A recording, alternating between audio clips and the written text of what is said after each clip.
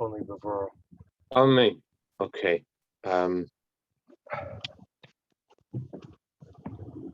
So this discourse that we're learning began with a discussion about davening and how the pleasure that we have in davening is an important component in davening.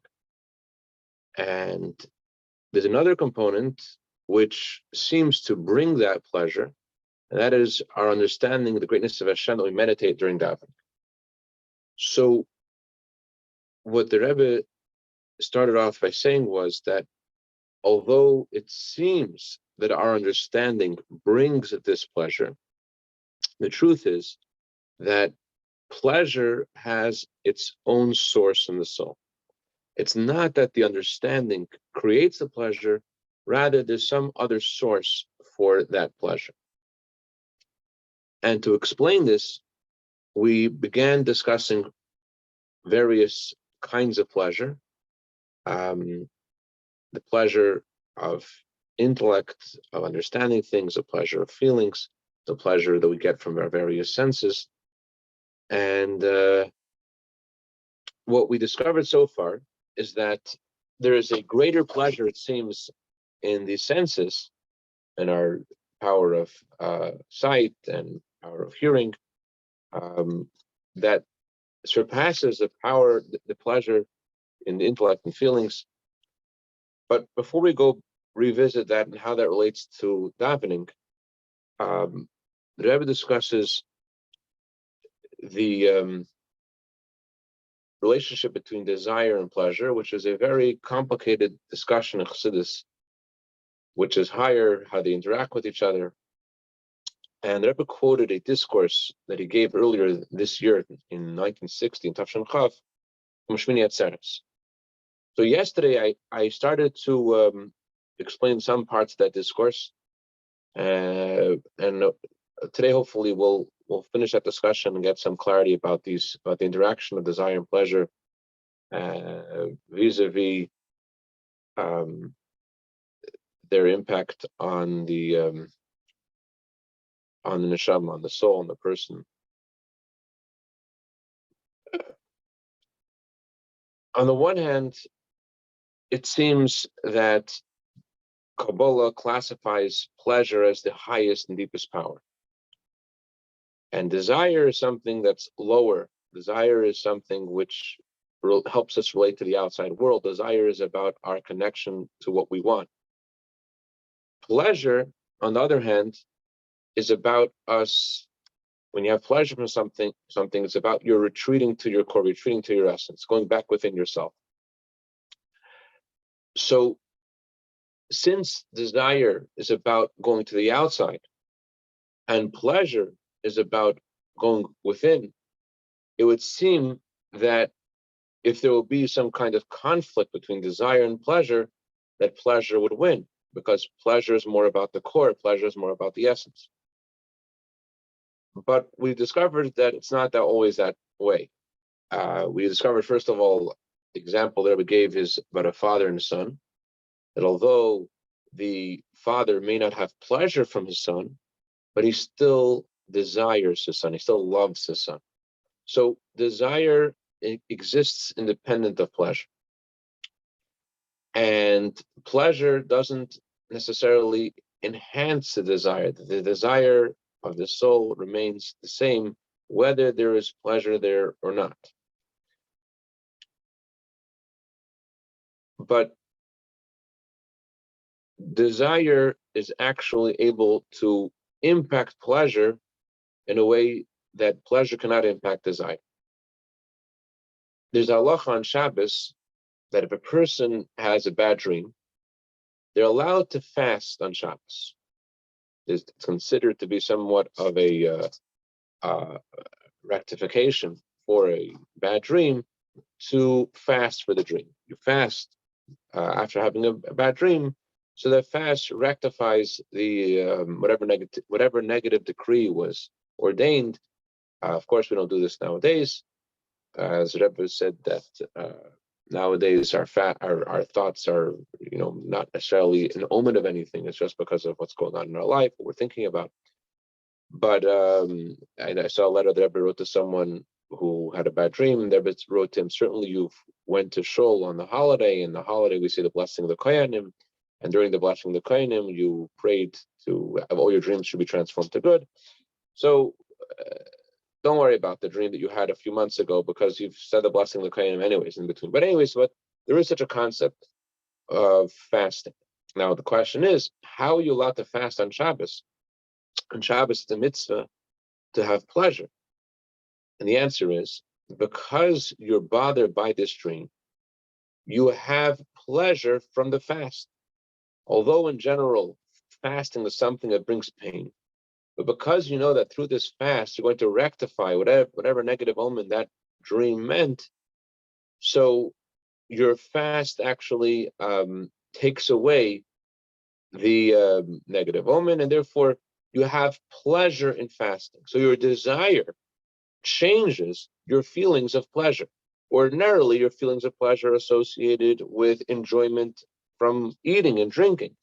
And now, because of your desire to rectify this negative thing, so now your pleasure is in fasting. So how is it, Rabbi asks, that desire is able to dominate pleasure if pleasure is deeper than desire? Pleasure is about you retreating within yourself. Pleasure is about something from the essence. Desire is about you going to the outside. Desire is about your soul being drawn to something, whether you're drawn to become a writer, let's say, you're drawn to make money, or whatever it is, your soul is drawn in your desire towards something. So since desire is about you being drawn to something, and it seems something smaller and less of the soul itself, whereas pleasure is about you going within yourself. So you have the full core of the soul in pleasure, but in desire, it seems you have less. Desire is about something external. Desire is about the outside. So how is it then that desire can dominate pleasure if desire is lower than pleasure? So what the Rebbe basically says is that's precisely the opposite. Yes, pleasure is higher than desire. Yes, pleasure is deeper than desire. Yes, pleasure is about the essence. But precisely because that's what pleasure is about, when you have expression of pleasure, when there's expression of pleasure, so then you don't have the essence of pleasure. Versus expression of desire is in the expression of desire, you have the full desire. In other words, let's say you were to match up desire against pleasure, then pleasure would win. But in order to match them up, they have to go into a certain playing field. There has to be a place where the conflict exists. So when desire wants something, desire has 100% of itself. Desire naturally is about me being drawn to something. So when I want something, although it's something outside of myself, that is my full expression of desire. That's what desire is. Versus when I have pleasure, let's say from an idea, from my seichel, from my intellect, from a new concept I discovered, that's an expression of pleasure. It's not the essence of pleasure. And since it's not the essence of pleasure, so desire is actually smaller and lower than pleasure, true. But desire in a state of expression is a stronger force than pleasure in a state of expression. Because pleasure isn't about expression. Pleasure is about retreating within yourself. And that's why the halacha is that you are allowed to fast on Shabbos. It's considered a pleasure to fast on Shabbos. Your pleasure is changed by your desire, because the pleasure you have from eating is not the essence of pleasure. The pleasure you have from eating is a contracted, more limited kind of pleasure. It's not the essence of pleasure. It's the way pleasure has an expression. And that can be altered and changed by desire. Okay. Oh, Dr. Bressman, Shalom Aleichem. I didn't know that you were going to be joining us on Zoom today. I thought you might be coming to Shul. Yeah, of course. All right. So welcome to Massachusetts. All right. So, all right. So,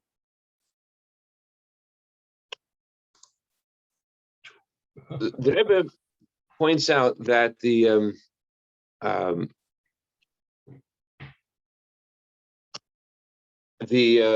crevices of our nose and our eyes and our mouth and our ears, they represent a contraction of the soul. So there's not a full expression of the soul in the pleasure by these various senses that we not a full expression of pleasure. It's a crack. It's this tiny bit. So because there's only a little bit of pleasure expressed in the various things that we have pleasure from, therefore desire has an advantage over pleasure, and desire can dominate pleasure. Where is this all going, and how does this relate to davening? Let's go from V'yeshal Hesed B'zeh. V'yeshal Hesed B'zeh, what the Rebbe discussed earlier this year in 1960 about how pleasure produces the intellect, how the source, as we learned yesterday, that although everything originates from the soul, the essence of the soul, but pleasure is different, has different. Pleasure is the motive, and what produces eventually the power of intellect. There is no intellect in the essence of the soul. Pleasure is what motivates and causes the creation of the power of the intellect, so much so that we could say that the essence of intellect is pleasure. Intellect originates from pleasure, and pleasure becomes the intellect. Pleasure, the two soul powers of desire and pleasure are unique in that they are expression of they are connected to the very core of the soul, versus the other 10 soul powers in the intellect, from Chochmah to Malchus, they are soul powers, and the soul has the ability to create those powers, but they're not. There is no intellect in the essence of the soul. There is this essence of the soul is drawn when it has desire. The essence of the soul does have pleasure, and because of the pleasure of the essence of the soul, it produces the intellect. So the passage of the Pri Etz Chaim, Pnimius Abba, Pnimius Atik, the inner dimension of wisdom is the inner dimension of pleasure. This passage seems to contradict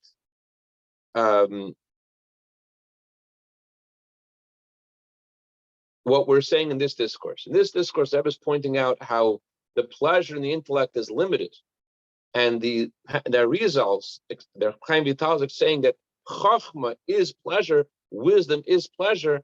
That seems to contradict the discourse that we're learning here, where we're saying that the pleasure that we have in the intellect is limited. So the Rebbe's answer is that yes, it's true that the inner dimension of wisdom is the inner dimension of pleasure, but begilui, when we're talking about the expression of the pleasure, you only have a little bit of pleasure. Hold this idea for a second, and we'll go back to it. It's true that the inner dimension of Chachma connects the inner dimension of Atik, that Chachma does connect to the inner dimension of pleasure. And it's also true at the same time that the pleasure we have in the intellect is still considered a limitation, not a full pleasure. How can they both be true? Either the inner dimension of Chachma is pleasure, or it's a contracted and limited expression of pleasure. Which one is it? So let's go back to our discussion about desire and pleasure. What do we say? What's higher, desire or pleasure? So we said that really, organically, intrinsically, pleasure is higher than desire. Pleasure is deeper and higher than desire. That's true. But because pleasure is about retreating within yourself, Pleasure is about you enjoying within yourself. So when you have pleasure from something, that's not that you don't have the essence of pleasure. On the other hand, because desire is about your desire for something, when you have a desire for something, you have the essence of desire, because desire is about a thing. Desire is about what you want.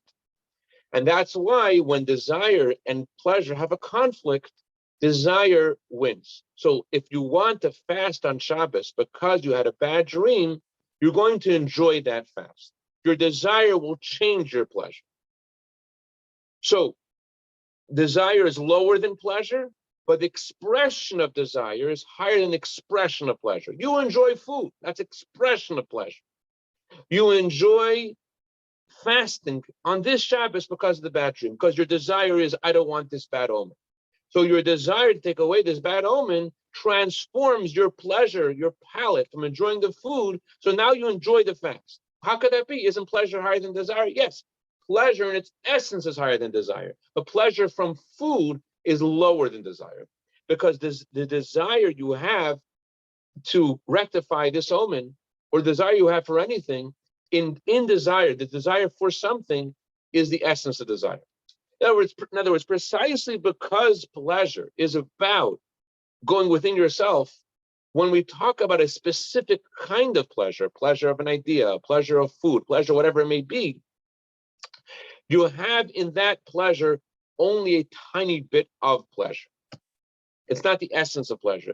Pleasure of a thing is not the essence of pleasure. A desire of a thing is the essence of desire. And therefore, desire is indeed lower than pleasure, and yet desire dominates pleasure. What kind of pleasure? The pleasure of a specific thing. So your desire for rectifying this omen overwhelms your pleasure in food, and no, you no longer enjoy food. Now you, instead of enjoying food, you enjoy fasting. It changed your pleasure. Okay, now let's get back to this passage of the Eitz Chaim. The inner dimension of Chachma is the inner dimension of pleasure. We're saying that the pleasure, that where we're going towards is that pleasure in davening is not only from the pleasure of the ideas you're thinking about.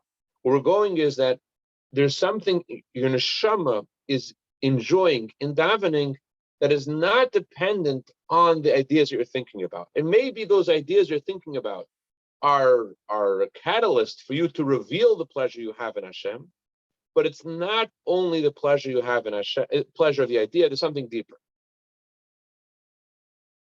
Okay.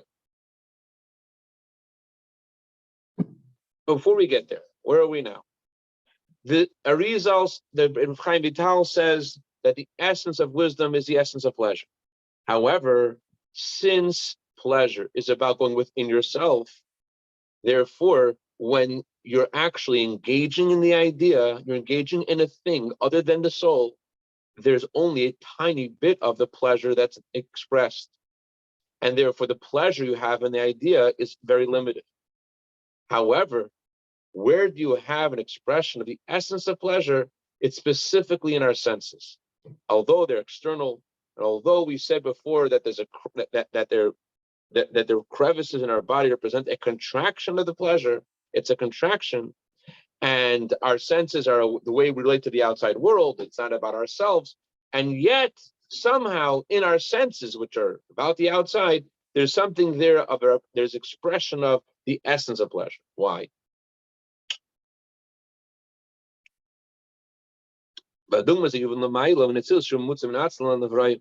Understand this in the analog of where we're going in regards to the world of Atzilus.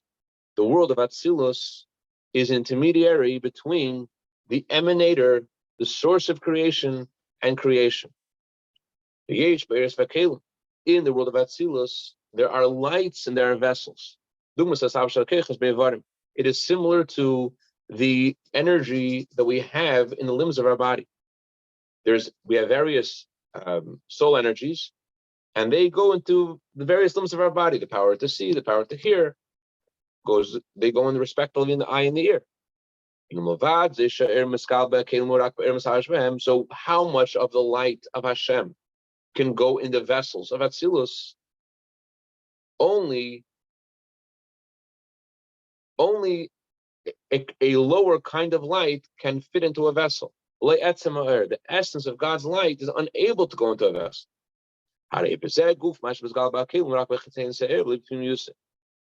In this itself, in this which is expressed in the vessels, in this lower level of light, not the essence of light that can go in the vessel, the only a tiny bit of that light itself, only the external part of that light itself connects the vessel, not the inner dimension of light. In other words, first of all, it's not the essence of light can't go in the vessel. And second of all, even that light which could go in the vessel, what part of that light is getting expressed and channeled by the vessel? Only the external part. And then there is some, so that is comparable to our intellect and our feelings. The vessels and lights of Atzilus are compared to our intellect and feelings, where there's only a little bit of God's light, but there's something in heaven that's analogous to our senses.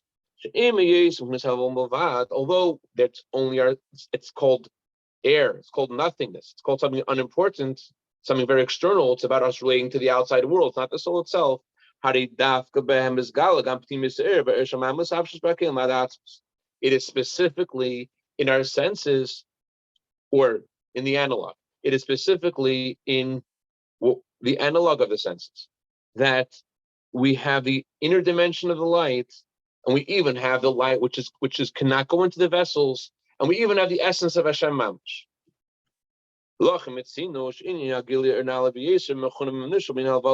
That's why we find that in Kabbalah, in the Torah, a very lofty light is associated with a sense. Regarding the land of Israel, the Torah says the eyes of God are upon the land. The analogy is of a sense, of one of our senses, a power of sight. God sees the land of Israel. And that expression is talking about something very deep. It's not talking about something which merely fits in the vessels. We're talking about the when we talk about something which is above the limbs of the body, above the world of Atzilus in the analog. We're above the intellect and feelings. We use the analogy of the senses to describe something which is beyond the vessels.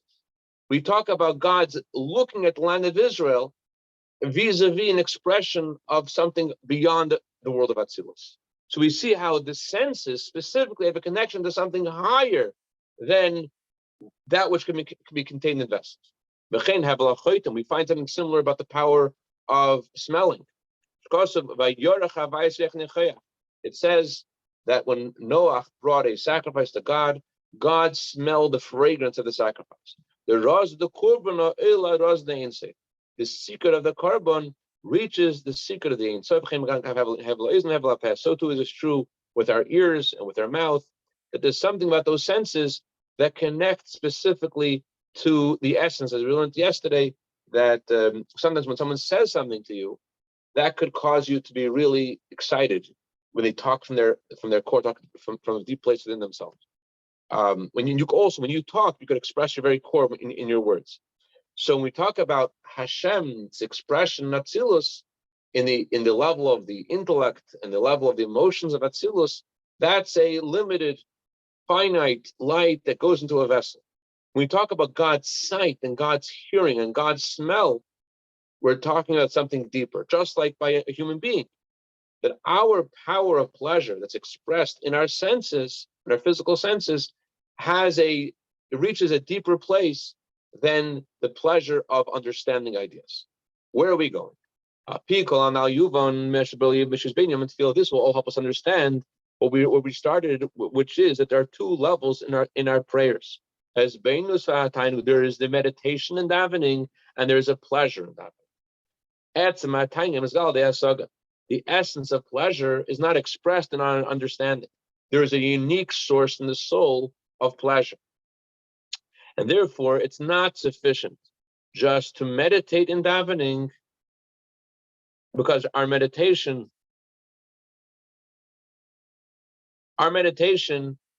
comes only from the vessels. Our ability to understand godliness is because of God's contraction of His light in the world of Atzilus. How does a human being have the power to understand anything about Hashem? It's because God contracted His light to the vessels of Atzilus. So because Hashem contracted His light in Bina, that's why Zev Kesser can learn a chapter in Tanya and know, Geshmak.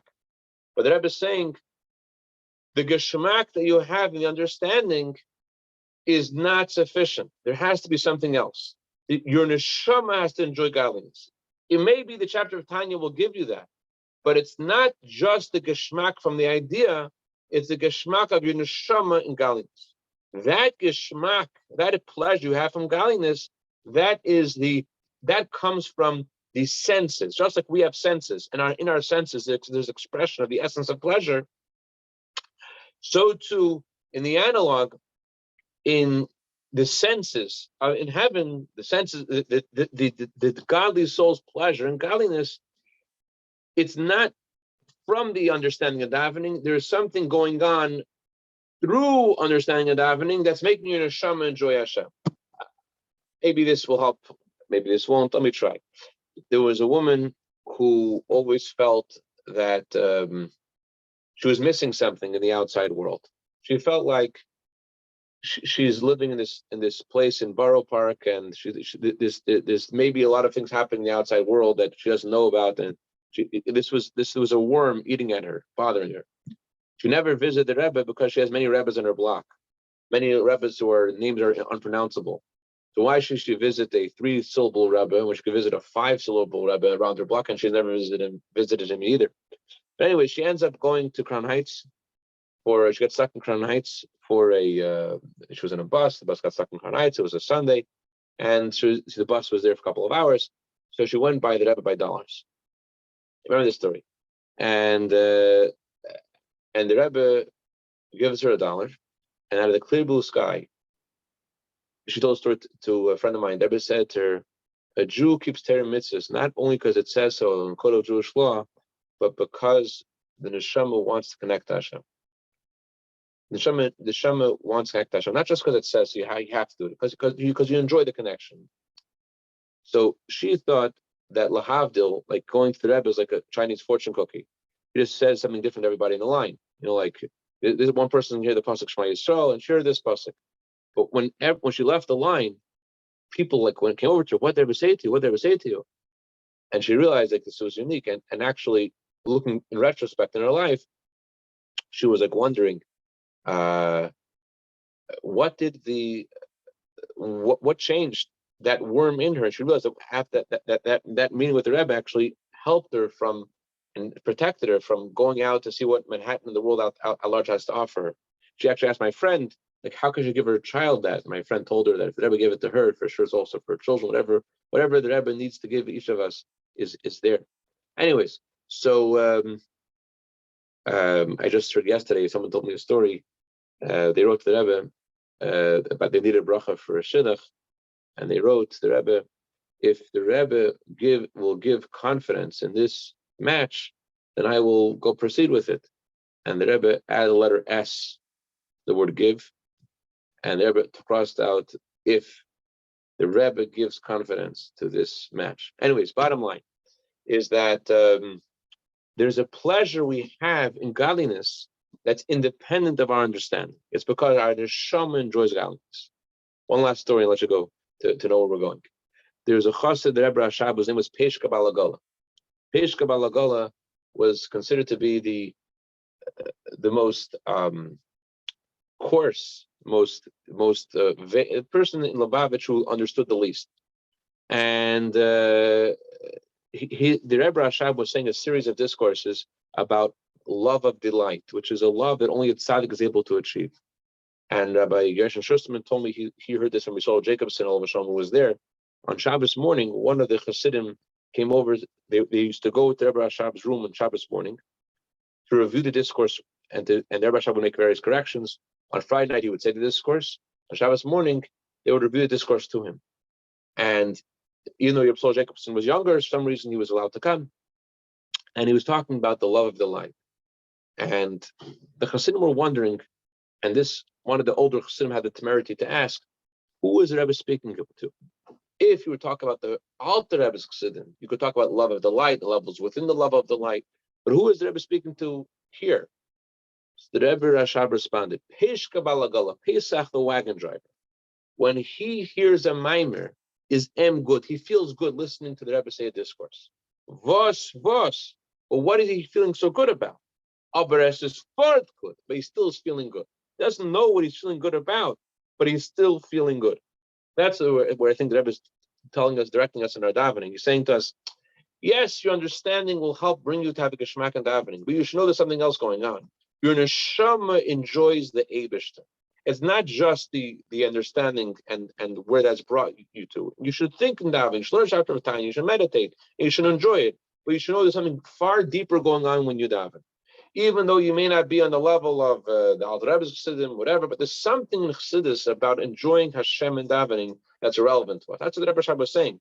Yes, in Tanya it talks about in a Chassidic laboratory there is a level to reserve for tzaddikim, and they're able to achieve a love of delight. Yeah, there's such a thing. But there's something each of us also experiences also in our neshama enjoys in davening, and we have to know that that's relevant. And that means us. That yes, we are able to achieve a pleasure of our neshama in davening, and that's what we need to head to. There's something that about just like we have pleasure in our senses, that's the pleasure of which connects to the essence of pleasure. So too there is an expression of the essence of the neshama's pleasure when we daven. L'chaim, l'chaim, v'bracha. Questions or comments or criticism?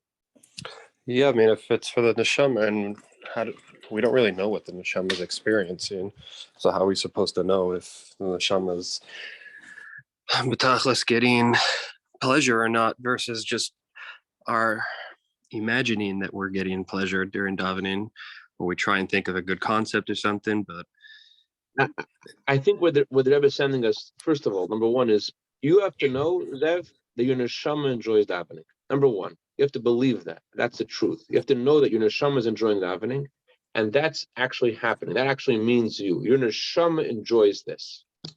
That's actually and so when you feel that you're enjoying it, you have to know that originates from your neshama. You have to know that even though it seems imaginary, and your neshama, you don't know about your neshama, you know about a steak, and you know about a cucumber, but the Rebbe is saying, first of all, you have to know that this is real. This is you. That your neshama enjoys davening, and that's important. Even though it seems like only the Alter Rebbe's Chassidim could do this, but the story that Rabbi Shabbos is highlighting, there's something of this. It's true for me and for you. That's what the story is highlighting. There's nothing, even though they were asking the Rabbi Shabbos, this doesn't have anything to do with us. Rabbi Shabbos says no. Peish Kabbalah. In other words, Zev Kasser, Moshe Levin, Dr. Bressman, Dave LaBelle, they enjoy the Eibishter and daven. That's what the Rabbi Shabbos is saying. There's something you're enjoying, and don't limit it to where your mind takes you. You should know your neshama is enjoying davening, and that you have to have it. You have to say to me before you start davening, I'm going to enjoy this. I have to go start davening, actually. I have a flight soon. Good seeing you guys. Have a great day. on Worcester. All right, I'll send you a text. Worcester, yeah. A long question.